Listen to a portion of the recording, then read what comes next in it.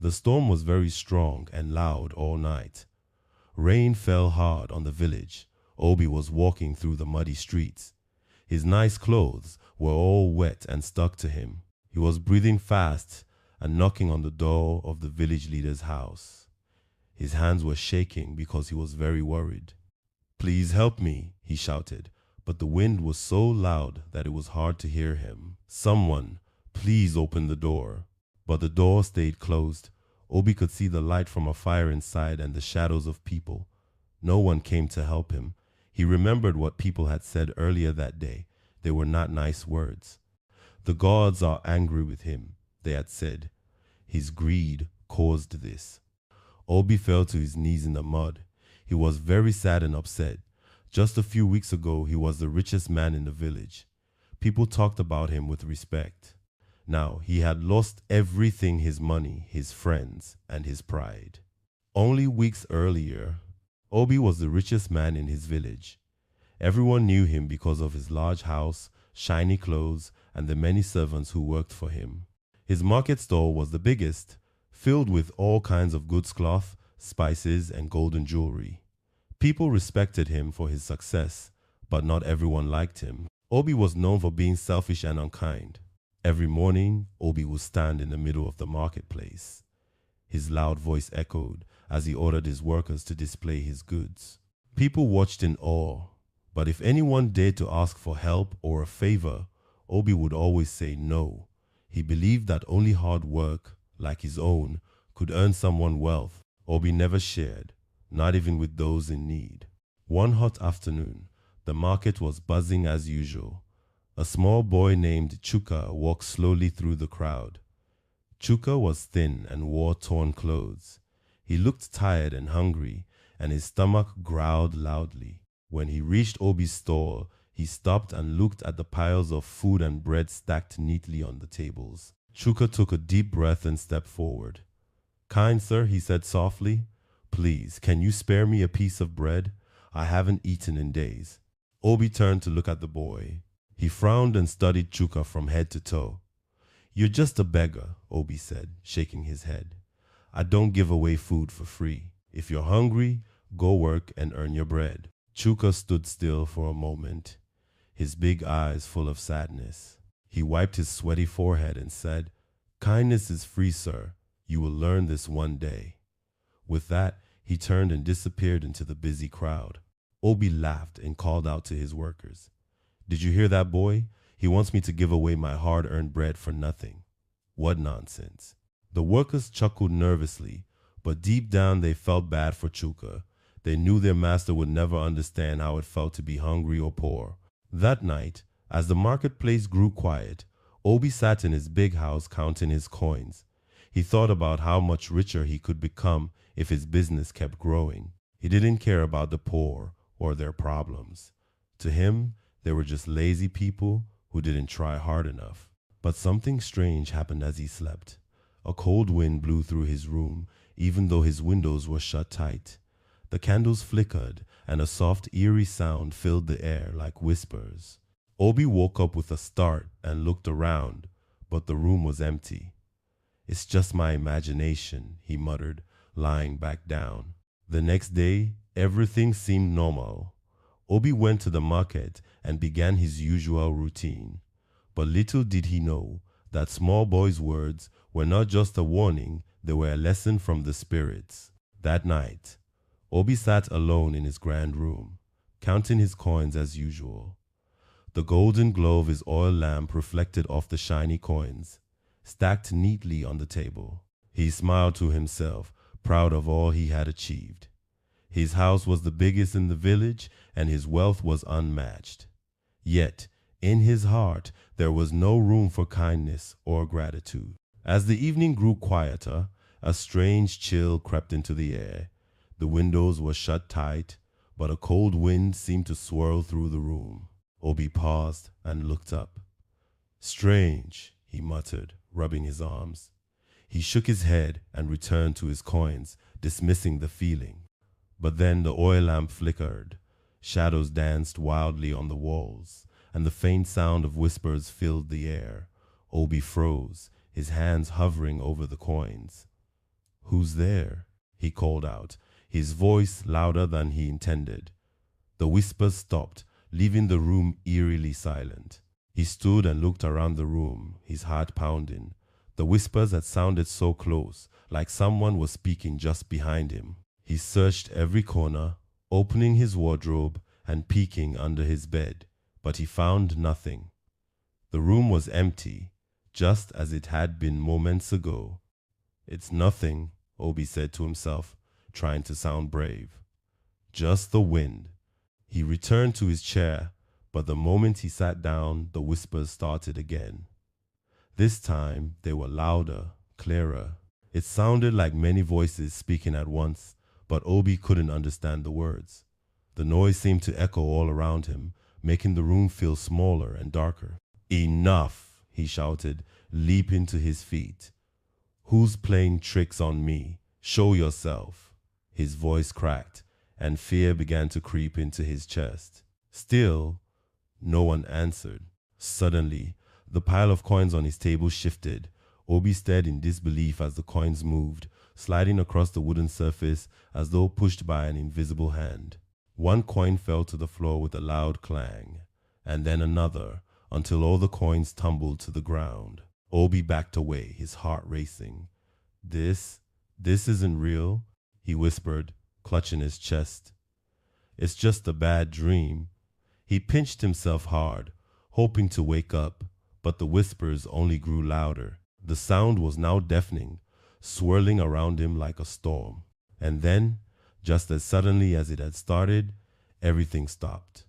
The whispers faded, the lamp stopped flickering, and the coins lay still on the floor. Obi stood frozen, staring at the mess, his breathing heavy. For the first time in years, Obi felt truly scared.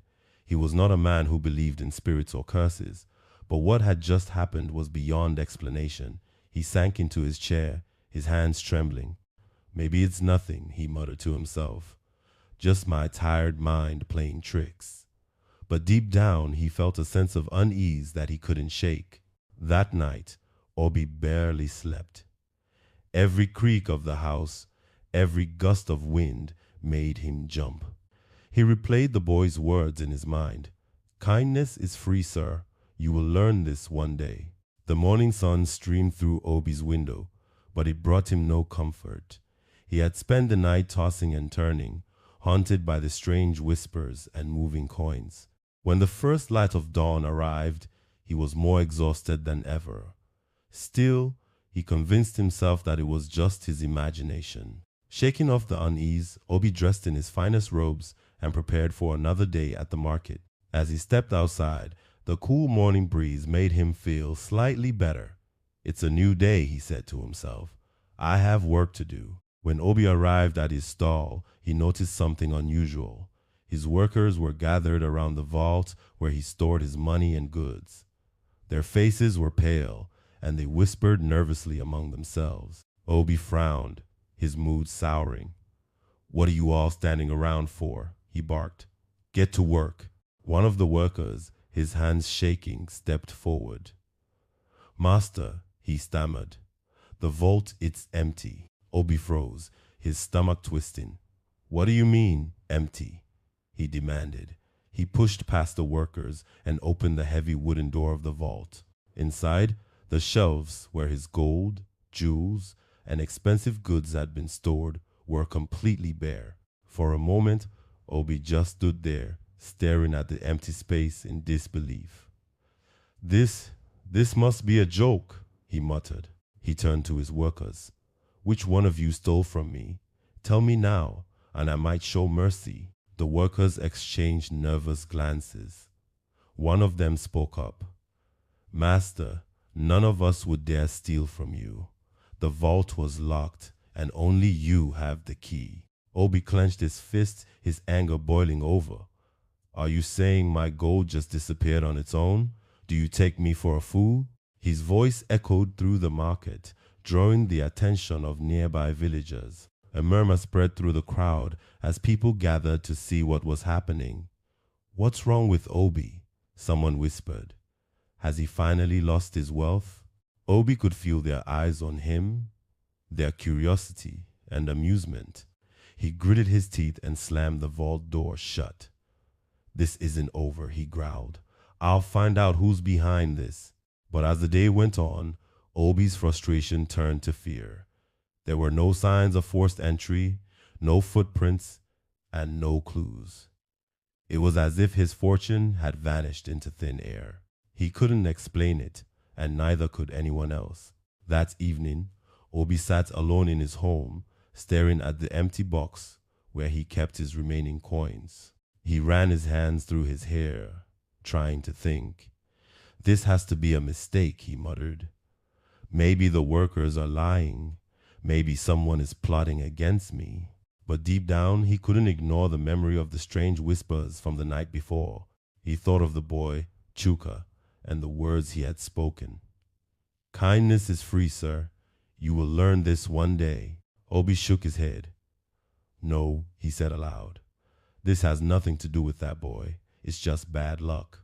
But even as he spoke, doubt gnawed at him. The villagers, meanwhile, were buzzing with gossip.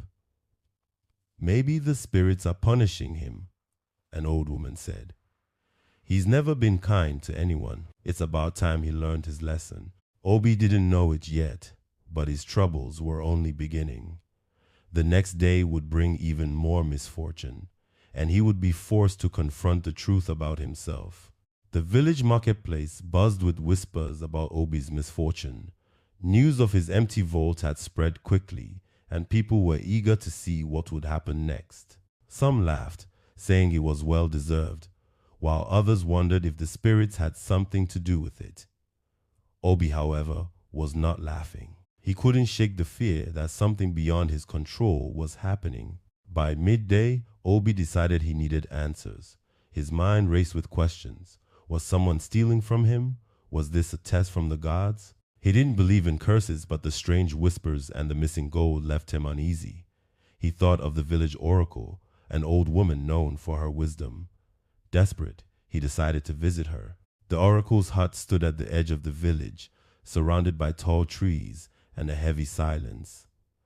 As Obi approached, the air felt different, thicker, heavier. He hesitated at the doorway, suddenly unsure if he wanted to hear what she had to say.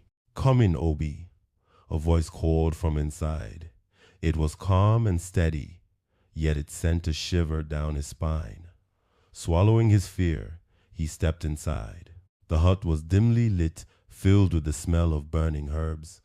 The oracle sat on a low stool, her back straight despite her age. Her hair was as white as ash, and her eyes seemed to see right through him. She gestured for him to sit on the mat before her. What brings the mighty Obi to my humble home? She asked, her voice even but laced with knowing. My gold, Obi began, his voice sharp. It's gone. My vault was full yesterday, and now it's empty. Someone is stealing from me, and I need your help to find out who. The oracle didn't answer immediately. She picked up a small calabash and swirled the liquid inside, chanting softly under her breath. Obi watched, his patience wearing thin. Can you help me or not? He snapped. The oracle finally looked up, her gaze piercing. Obi, she said slowly, your gold was not stolen by men. It was taken by the gods. Obi blinked, confused. The gods? What do you mean? Why would the gods care about my gold? The oracle sighed, her expression heavy. Your wealth is great, but your heart is empty. You have built your fortune on selfishness and greed. The gods of kindness have watched your actions, and they have decided to teach you a lesson. A lesson? Obi scoffed. This is nonsense. I've worked hard for what I have. How can the gods take what I've earned? Kindness is not weakness, Obi, the oracle said firmly. You refuse to share your blessings with those in need. The gods are giving you a chance to change, to learn the value of humility and generosity. Obi's face turned red with anger. I don't need lessons from the gods, he shouted. Tell them to return my gold. I will not beg. The oracle shook her head. Until your heart changes, your fortune will not return. Worse still, your cries for help will fall on deaf ears. You must show kindness to others, not out of fear, but from a true change in your spirit. Obi stood abruptly, his fists clenched. This is a waste of time, he spat. I don't believe in your stories. As he stormed out of the hut, the oracle called after him, Beware, Obi. The gods are patient, but their lessons are not easy to escape. That night, as Obi sat alone in his dark house, her words echoed in his mind. He told himself she was wrong, that his troubles were just bad luck. But deep down, doubt began to creep in. Could the gods really be watching him? And if they were, what would they do next? The morning after Obi's visit to the oracle, he woke up feeling restless. The old woman's words rang in his ears. Until your heart changes, your fortune will not return. He dismissed them as foolishness, yet something about her warning stayed with him. Shaking off his unease, Obi prepared for another day at the marketplace, determined to find a way to regain his wealth. When Obi arrived at the market, it was unusually quiet. Traders glanced at him with a mix of pity and amusement, whispering behind his back. He ignored them, but their stares felt heavier than before. Even the workers at his stall moved slower, their faces grim. Why are you all standing around like lazy goats? Obi barked. Display the goods and start selling. One of the workers stepped forward hesitantly. Master, he said softly, there's a problem. Obi frowned. What now? The shipment of spices didn't arrive. The supplier said you owe him money, and he won't deliver until you pay. Obi's jaw tightened. Nonsense. I've always paid on time. Go and bring me the spices. The worker lowered his eyes. Master, the supplier said your credit is no longer good. He's heard rumors. Rumors? Obi snapped. What rumors? The worker hesitated, then said quietly, that your vault is empty, that you've lost your fortune. Obi's face darkened. Who dares spread such lies? He growled. But even as he said it, he knew the worker was telling the truth. His missing gold had become the talk of the village. Suppliers, traders, even his so-called friends were starting to doubt him. As the day wore on, Obi's troubles mounted. Buyers haggled more aggressively, demanding lower prices. Some walked away without buying anything at all. Worse still, a creditor arrived at his stall, demanding payment for a loan Obi had taken months ago. Where's my money, Obi? The creditor asked, his tone sharp. You promised to pay by now. I'll pay soon, Obi said, trying to sound confident. Business has been slow, but spare me your excuses, the creditor interrupted. You've always been the richest man in the village. What happened? Or have the spirits finally come for you? Obi's face burned with anger and humiliation. Leave my stall, he shouted. You'll get your money when I'm ready to pay. The creditor smirked. We'll see how long that attitude lasts, he said before walking away. By evening, Obi's frustration had turned into despair. His stall had barely made any sales, and the weight of his debts pressed heavily on him. As he walked home, the once familiar streets of the village felt colder and less welcoming. People avoided his gaze, their whispers following him like shadows. When he reached his house, the grand structure seemed emptier than ever. His servants worked quietly, avoiding him, and the echo of his footsteps in the halls reminded him of his growing isolation. For the first time, Obi felt the sting of loneliness. Sitting at his table, Obi stared at a loaf of bread left over from the day's sales. He thought of the boy, Chuka, and his small, hungry face. The boy's words echoed in his mind. Kindness is free, sir.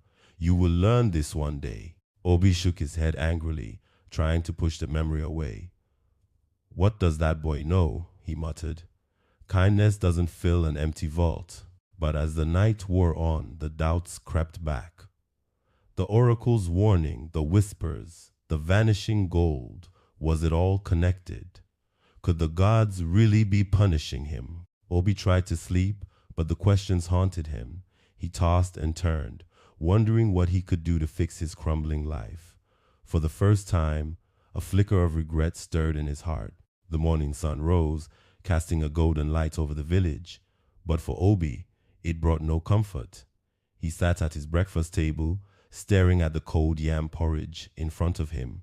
The once grand feast that filled his mornings had been reduced to this meager meal. Servants moved silently around the house, their faces avoiding his. The air felt heavy with tension. When Obi finally left for the market, he hoped for a better day, but as he walked through the square, he noticed the stares again. Villagers whispered to one another, their words barely audible but unmistakably about him. "Look at him," one man muttered. The great Obi brought low.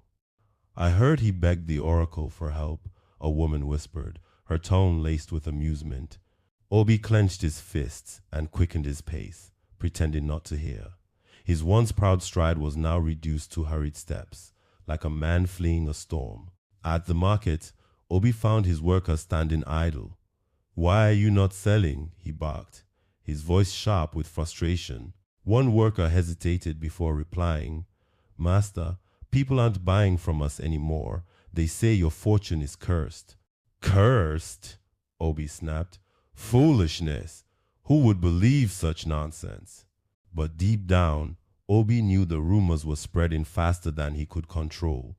The villagers were a superstitious people, and the idea of a cursed merchant was enough to scare them away. Even those who didn't believe the rumors avoided him, fearing the disapproval of others. By midday, things went from bad to worse. One of Obi's closest friends, Namdi, stopped by the stall. Obi felt a wave of relief at the sight of him. Finally, someone who would stand by his side. "Namdi, my friend," Obi called out, forcing a smile. "Come, let us talk."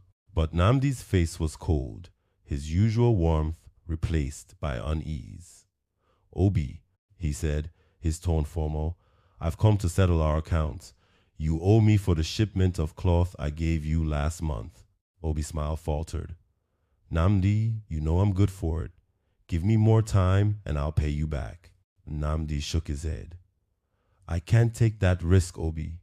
Business is hard for everyone, and I can't afford to wait. If you can't pay, I'll have to take back the goods." Obi stared at him, disbelief flashing across his face. "You would do this to me? After everything we've been through?" Namdi looked away, his expression stiff. "This is business, Obi. Nothing personal." Obi felt a pang of betrayal as Namdi turned and walked away. The villagers had shunned him, and now even his closest allies were abandoning him. His chest tightened with anger and despair. By evening, Obi was forced to close his stall early. No one had bought a single thing. He walked home slowly, his shoulders slumped, his mind racing. His wealth was gone, his reputation was in ruins, and his friends had turned their backs on him. As he approached his grand house, it no longer felt like a place of pride. The towering walls and ornate gates seemed to mock him. Inside, the halls were eerily silent, the echo of his footsteps a reminder of how empty his life had become. Obi sat alone at his table, staring at his empty hands. The memory of Chuka's words resurfaced. "Kindness is free, sir. You will learn this one day." For the first time, Obi admitted to himself that he had failed not just as a merchant, but as a man. He had spent his life chasing wealth, but what did he have now? No friends, no joy, and no peace. The oracle's warning echoed in his mind. Until your heart changes, your fortune will not return. Obi closed his eyes and let out a deep sigh. He wasn't ready to admit it yet, but the cracks in his pride were beginning to show. The evening air was cool, but Obi felt none of its comfort as he walked through the village. His once proud stride was slow, his eyes fixed on the dirt path ahead. The weight of the day's failures pressed heavily on his shoulders. No one greeted him as he passed. Instead, villagers turned away or whispered behind his back. Obi's mind raced as he walked. Everything he had built this wealth, his reputation, his influence was crumbling before his eyes. For the first time in years, he felt small, powerless, and alone. He wandered aimlessly, the familiar streets of the village now feeling foreign. He passed homes filled with laughter and the warm glow of oil lamps. Inside, families shared meals and stories. The sound of their joy made Obi's isolation even more unbearable. At the edge of the market square, Obi spotted a small figure sitting alone by a stall. It was Chuka, the orphan boy he had dismissed weeks ago. The boy sat on the ground, cradling a loaf of bread in his hands. His clothes were still ragged, but his expression was calm, almost peaceful. For a moment, Obi hesitated. The memory of their last encounter replayed in his mind. Chuka's soft plea for bread and the cold way Obi had turned him away. "Kindness is free, sir," the boy had said. The words haunted Obi more now than ever. Gathering his courage, Obi approached the boy. "You," he called out, his voice quieter than usual. Chuka looked up, his wide eyes meeting Obi's. "Good evening, sir," Chuka said politely, though there was no fear or awe in his tone. Obi stood awkwardly, unsure how to begin. Finally, he asked, "Where did you get that bread?" Chuka held up the loaf, a small smile on his face. "A kind woman gave it to me," he said. "She saw me sitting here and said I looked hungry." Obi frowned, confused. "She just gave it to you? For nothing?" "Yes," Chuka replied simply. "Kindness doesn't ask for anything in return." Obi felt a pang in his chest, a strange mix of guilt and frustration. "Why are you sitting here alone?" he asked, his tone harsher than he intended. "Shouldn't you be looking for work?" Chuka tilted his head, studying Obi with curiosity. "I do what I can, sir, but tonight I'm just sitting and enjoying this bread. It's been a good day." "A good day." The word sounded foreign to Obi. His day had been filled with failure, shame, and loneliness. Yet this boy, with nothing to his name, called it a good day. Obi sat down on a nearby bench, his gaze fixed on the ground. He wanted to ask the boy more questions, to understand how someone so poor could seem so content. But the words wouldn't come. After a long silence, Chuka spoke. "You don't look happy, sir. Is something wrong?" Obi laughed bitterly. "Wrong? Everything is wrong. My gold is gone, my business is failing, and now even my friends have turned their backs on me." Chuka nodded thoughtfully. "Sometimes, when you lose everything, you find what really matters." Obi looked at the boy, startled by his wisdom. "What could you possibly know about losing everything?" he snapped. Chuka's calm gaze didn't waver. "I've never had much to lose, sir, but I've learned that people are more important than things. Kindness is what keeps us alive." The boy's words struck Obi like a blow. He stood abruptly, his pride flaring up once more. "You speak as if you know everything," he said, his voice sharp. "But you're just a boy." Chuka shrugged, unbothered. "Maybe, sir. But sometimes even a small person can teach a big lesson."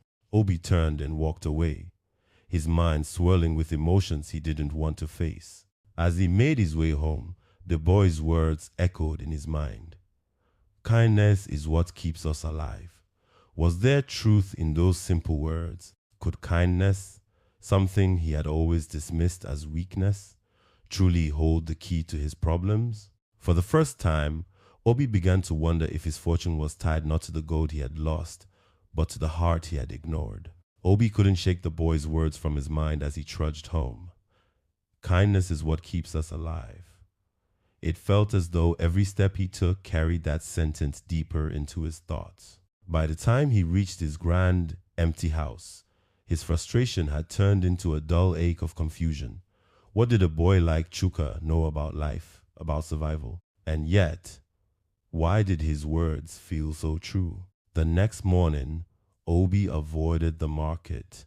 The shame of the villagers' whispers was too much to face, and the thought of seeing his empty stall felt unbearable. Instead, he wandered through the outskirts of the village, hoping to find some peace. The quiet fields and rustling trees offered a momentary escape from the noise in his head. As he walked, Obi heard a faint humming. It was a soft, steady tune carried on the breeze. Following the sound, he rounded a corner and found himself once again in Chuka's presence. The boy was sitting beneath a tree, humming as he mended a torn piece of cloth. Beside him lay a small bundle of food, nothing extravagant, just a piece of yam and some fruit. Despite the simplicity of his meal and his task, Chuka's face radiated calmness. Obi hesitated, unsure if he should approach. The boy hadn't noticed him yet, and for a moment Obi considered turning back. But something about Chuka's serenity drew him closer. "Still sitting around, boy?" Obi called, his voice sharper than intended. Chuka looked up and smiled. "Good morning, sir," he said, his tone cheerful. "It's a nice day, isn't it?" Obi frowned, unsure how to respond. "What's so nice about it?" Chuka chuckled softly. "The sun is shining and the breeze is cool. Isn't that reason enough?" Obi grunted and sat down on a nearby rock. He wasn't sure why he had stopped to talk to the boy again. Maybe it was curiosity. Maybe it was something else. "Where do you get food like that?" Obi asked, nodding toward the bundle beside Chuka. "Surely you don't earn enough to buy it." Chuka looked at the food and smiled. "Sometimes I find work, and sometimes people share what they have. Yesterday, a woman gave me this yam when I helped her fetch water." "You beg for scraps then?" Obi said bluntly. Chuka shook his head. "I don't beg, sir. I help when I can, and when people are kind, they share." Obi scoffed. "Kindness doesn't put food on the table. Hard work does." "Kindness does more than that," Chuka replied. "It brings people together. It makes life worth living. Hard work is important, but what good is it if you have no one to share it with?" Obi stared at the boy, the weight of his words sinking in. No one to share it with. The phrase hit Obi harder than he cared to admit. He thought of his empty house, his servants who avoided him, his friends who had turned away. For all his wealth, he had never known the warmth of sharing or the joy of being truly connected to others. "You speak as if kindness is everything," Obi said, his tone skeptical. "But you live in rags, and yet I am happy," Chuka said simply. Obi opened his mouth to argue, but no words came. How could someone like Chuka, who had nothing, claim to be happy? It made no sense, and yet Obi couldn't deny the peace that seemed to radiate from the boy. For the rest of the day, Obi wandered aimlessly, Chuka's words replaying in his mind. He thought of the oracle's warning, the villagers' whispers, and the strange events that had stripped him of his fortune. For the first time, Obi began to wonder if all these signs were connected, pointing him toward a truth he had spent his life ignoring. As the sun set, Obi returned home, tired and restless. He sat alone in his darkened house, staring at the few coins left on his table. The silence was deafening, but in his heart, a question lingered. What if the boy is right? The following morning, Obi woke up with a heaviness in his chest. The boy's words, "Kindness brings people together," echoed in his mind. He couldn't escape the feeling that the universe was trying to teach him something. Still, his pride refused to fully admit it. Determined to clear his thoughts, Obi decided to take a walk through the village. As he stepped out of his once grand home, he noticed how overgrown the garden had become. His servants had stopped tending to it, likely because they feared his growing temper.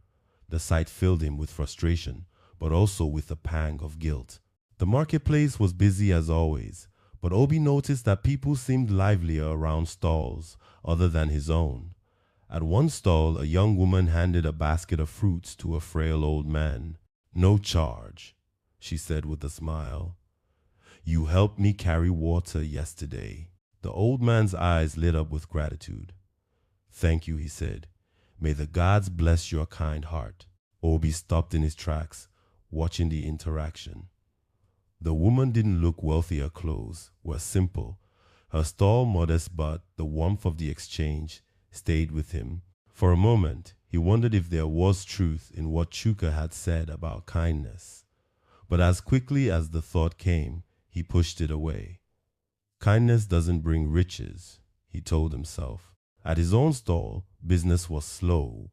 Only a few curious villagers approached, and none stayed long enough to buy anything. Obi sat behind the counter, brooding. A boy approached his stall, holding a small bag of coins. "Sir," the boy said, "how much for a loaf of bread?" Obi eyed the boy, his face betraying no emotion. "5 coins," he said flatly. The boy hesitated and opened his bag, counting his coins carefully. He looked up, his face anxious. "I only have 3 coins," he admitted. "Could I give you the rest tomorrow?" Obi frowned. His first instinct was to send the boy away, just as he had done with Chuka weeks ago. But something stopped him. He thought of the young woman at the fruit stall, of the old man's gratitude, and of Chuka's words. His pride wrestled with the flicker of empathy rising in his chest. After a long pause, Obi sighed. "Take the bread," he said gruffly. "You can bring the rest when you have it." The boy's face lit up with surprise. "Thank you, sir. I promise I'll bring the coins soon." He grabbed the loaf and ran off, his joy evident in his quick steps. As Obi watched him go, he felt an unfamiliar sensation of lightness in his chest. It wasn't much, just a single loaf of bread, but the boy's happiness lingered in the air. For the first time, Obi felt a flicker of something he hadn't experienced in years. Connection. Later that evening, Obi sat alone in his house, reflecting on the day. The coins he had earned felt insignificant compared to the memory of the boy's smile. He thought of Chuka again, of the boy's calm demeanor despite his struggles. Obi had spent his entire life chasing wealth, but had it ever made him truly happy? The next day, Obi decided to do something he hadn't done in years. He took the bread left unsold from his stall and walked through the village, looking for someone in need. When he came across a tired woman carrying a heavy load, he offered her a loaf. "For me?" she asked, surprised. "Yes," Obi said, his voice hesitant but firm. "No charge. Just take it." The woman's gratitude was immediate, her smile warm and sincere. "Thank you, sir. May the gods bless your generosity." As Obi walked away, a small smile crept onto his face. He didn't fully understand it yet, but something inside him was beginning to change. The days that followed were unlike any Obi had ever experienced.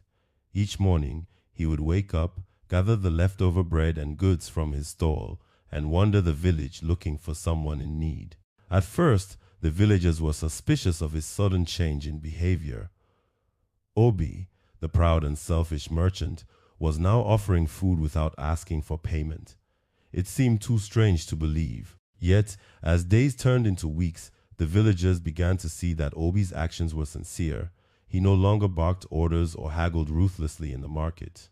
Instead, he spoke softly, even offering help to those who struggled with their burdens. One day, while walking through the square, Obi came across a group of children playing.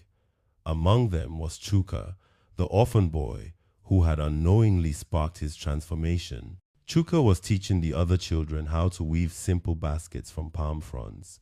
He seemed completely at ease, his face calm and focused. Obi hesitated, then approached. "Chuka," he called, his voice steady. The boy looked up, surprised to see Obi. "Good morning, sir," he said politely. "How can I help you today?" For a moment, Obi didn't know what to say. He had been the cause of so much pain in Chuka's life, yet the boy showed no anger or resentment. Instead, he treated Obi with the same kindness he offered everyone. "I wanted to thank you," Obi said finally. "You taught me something important." Chuka tilted his head, his expression curious. "What did I teach you, sir?" "That kindness is free," Obi said quietly, "and that it has more power than I ever imagined." Chuka smiled, his eyes twinkling with warmth. "I'm glad you've learned, sir. The world is a better place when we help one another." Later that day, As Obi returned to his stall, something strange happened. For the first time in weeks, customers approached him willingly. A woman bought a bag of spices, while an elderly man purchased a loaf of bread. They smiled as they handed over their coins, thanking Obi for the fresh goods. Word spread quickly that Obi's stall was now a place of fairness and respect. The villagers, once wary of him, began to trust him again. Business picked up, but this time, Obi felt no need to hoard his earnings. Instead, he set aside a portion of his profits each day to help those in need. One evening, as Obi counted the coins he had earned, he noticed something unusual. His vault, which had been empty for so long, now held more than just money. It was filled with letters of gratitude, small tokens from villagers, and even a few handmade gifts.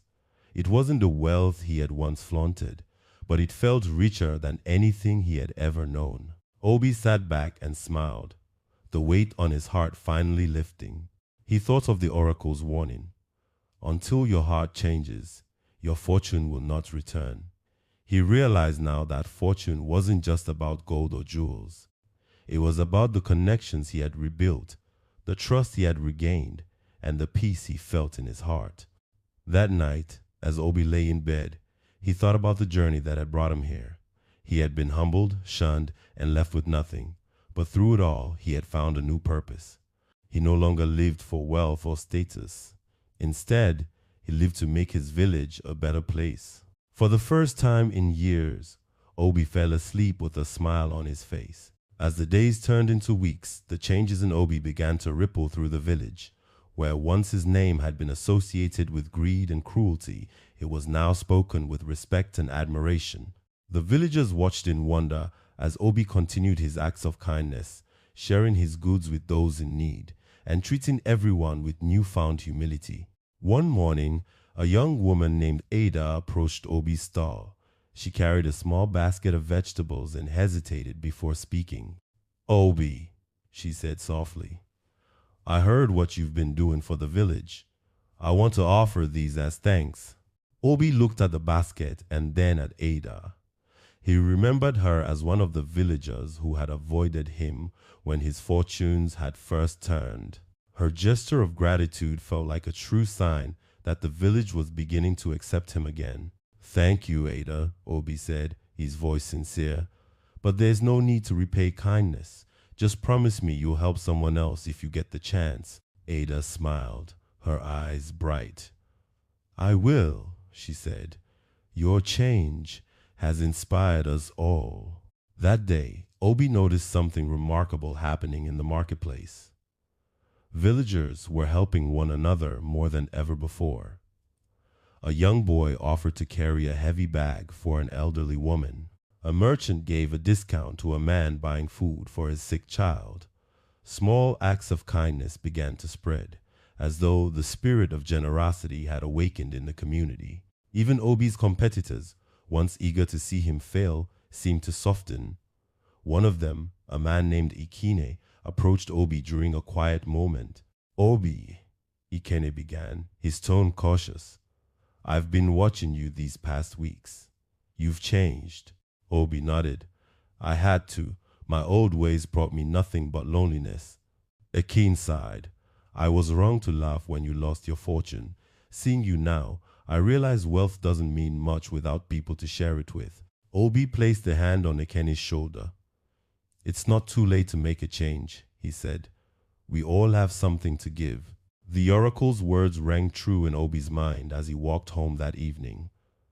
Until your heart changes, your fortune will not return. He realized now that the change wasn't just about regaining his wealth, it was about transforming his life and the lives of those around him. That night, as Obi sat in his once empty vault, he marveled at how full it had become, not just with coins, but with gifts and tokens of appreciation from the villagers. A woven scarf from a young girl, a carved wooden figurine from a grateful father, letters thanking him for his kindness. These small treasures held more meaning than gold ever could. One day, Obi visited the oracle to share his journey. The old woman smiled as he recounted how he had changed, and how the village had begun to thrive. "You have learned well, Obi," the oracle said, her voice filled with warmth. "Kindness is the greatest wealth of all. It has the power to heal not just one heart, but an entire community." Obi bowed his head. "Thank you for guiding me. Without your words, I might never have seen the truth." The oracle's eyes twinkled. "The gods only show the path, Obi.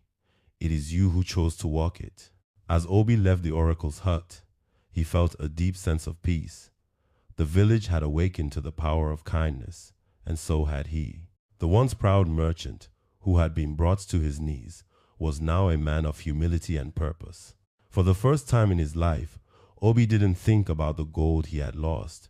Instead, he thought about the people he had gained. The sun rose over the village, casting a golden glow across the rooftops and the bustling marketplace. For the first time in years, Obi woke up not dreading the day ahead, but eager to face it. He had found a sense of purpose in helping others, and the joy it brought him was far richer than any treasure he had ever possessed. Obi stepped into the marketplace with a basket of bread in his hands. As he walked through the square, villagers greeted him warmly. Children waved, merchants nodded respectfully, and even those who had once mocked him now spoke his name with admiration. "Obi, good morning," called the farmer. "The bread you gave us last week kept my family fed until we could harvest our crops. Thank you." "Good morning," Obi replied with a smile. "I'm glad it helped." As he approached his store, he noticed something unusual. A small crowd had gathered, and at its center stood a wealthy trader from a neighboring village. The man was dressed in fine robes, his hands clasping a large satchel.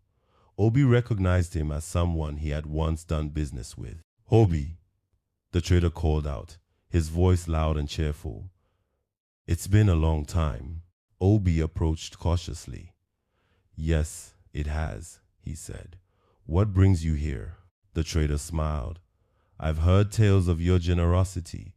Word travels fast, my friend. They say you've become the heart of this village, helping those in need and bringing people together." Obi was taken aback.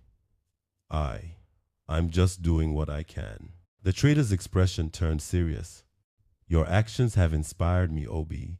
I remember the man you used to be, and to see this transformation is nothing short of remarkable. I'd like to help you rebuild your trade." He opened the satchel, revealing gold coins, spices, and fine fabrics. "These are yours," the trader said. "A gift to get you back on your feet." The crowd murmured in amazement as Obi stared at the offerings, his heart pounding. He hadn't expected this, hadn't even dreamed of regaining his wealth. For a moment, his old pride threatened to resurface, but he pushed it aside. This was not a victory for himself alone. It was a chance to do even more for the village. "I'm honored," Obi said finally, his voice steady. "But I can't accept all of this for myself. I will use it to grow my trade, but also to support the people here who need it most." The trader nodded, his smile widening. "I wouldn't expect anything less." As the crowd dispersed, Obi sat at his stall, overwhelmed by the day's events. He thought about how far he had come from the proud, selfish merchant who hoarded his wealth to a man who now saw his fortune as a tool for good. His vault, once empty, was now full again, not just with riches, but with purpose and hope. That evening, Obi visited Chuka under the same tree where they had first spoken. The boy was weaving baskets, as always, his hands quick and skillful. "Chuka," Obi said, sitting beside him, "I wanted to thank you." The boy looked up, his expression curious. "Thank me, sir? For what?" "For teaching me what kindness really means," Obi said. "I thought wealth was the greatest treasure, but you showed me otherwise." Chuka smiled. "I didn't do much, sir. You found the truth yourself." Obi chuckled. "Maybe. But you were the one who planted the seed." From that day forward, Obi became a symbol of redemption and generosity in the village. His trade flourished once more, but he never returned to his old ways. Instead, He used his fortune to support the community, ensuring that no one in the village went hungry or suffered alone. The villagers, inspired by his transformation, began to follow his example. Acts of kindness became the norm, and the village prospered in ways it never had before. Obi's name was no longer spoken with fear or disdain, but with respect and gratitude. And so, the proud merchant, who had once lost everything, gained something far greater. Obi learned that true wealth was not in gold or jewels, but in the connections we build, the lives we touch, and the kindness we share. Moral and lessons from Obi's story. Obi's journey teaches profound lessons about kindness, humility, and the true meaning of wealth. Below are the key morals and lessons we can draw from his transformation. 1. Kindness is the best treasure. Obi learned that having lots of money and things didn't make him happy. What made him truly happy was being kind to others and helping them. When he shared his kindness, he felt better than he ever did with all his money. Lesson: being kind to others is more valuable than having lots of money or things. Helping people makes you feel good inside. 2.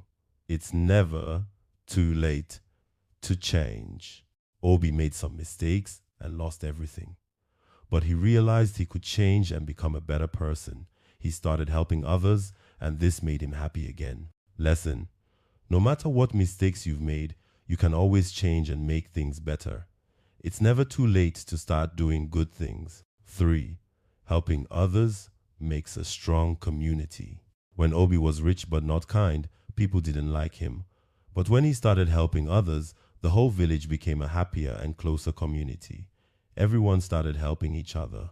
Lesson: when we help each other, our community becomes stronger and happier. Being kind and helping others brings people together.